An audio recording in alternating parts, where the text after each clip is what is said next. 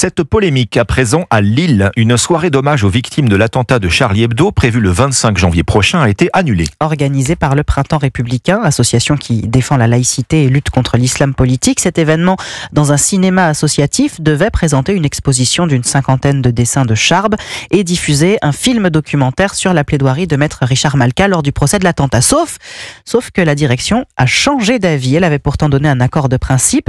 Lionel Gougelot, vous êtes le correspondant d'Europe 1 à Lille. Le programme prévu aurait été jugé tendancieux.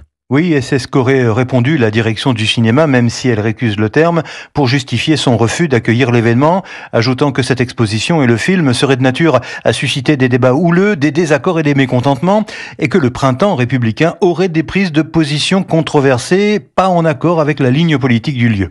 Il n'y aura donc pas d'hommage aux victimes de janvier 2015 dans ce cinéma d'un quartier populaire. Ceux qui dénoncent l'islamisme ne sont pas les bienvenus, et les anti-Charlie veulent nous faire taire, dénonce Sophie Taïeb, responsable à Lille du Printemps républicain.